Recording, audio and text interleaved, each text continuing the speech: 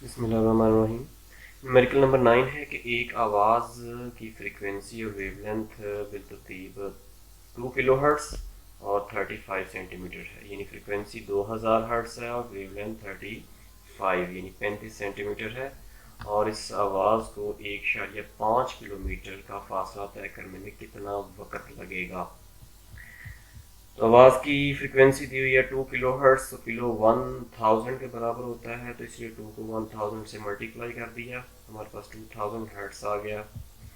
इसी तरह से आवाज़ की जो वेवलेंथ है वो 35 सेंटीमीटर है और सेंटीमीटर को मीटर में कन्वर्ट करने के लिए 100 पर डिवाइड कर दिया, तो हमारे पास आ गया 0.35 मीटर।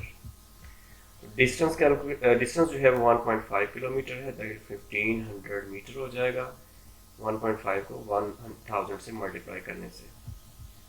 और इस क्वेश्चन में हमें वक़्त कैलकुलेट करना है।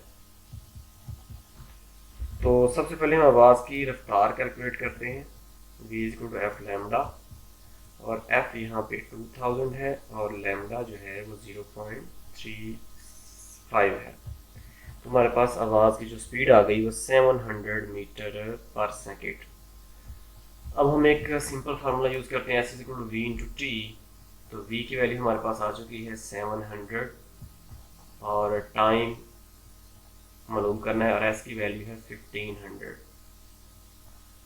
तो यहाँ से 700 1500 को आकर डिवाइड करेगा और हमारे पास आ जाएगा 2.14 सेकेंड्स, यानी 2000 हर्ट्ज की जो फ्रिक्वेंसी की साउंड है और उसकी वेवलेंथ 0.35 मीटर है, उसको 1500 मीटर का फासला तय करने में सिर्फ 2.14 सेकेंड्स लगेंगे।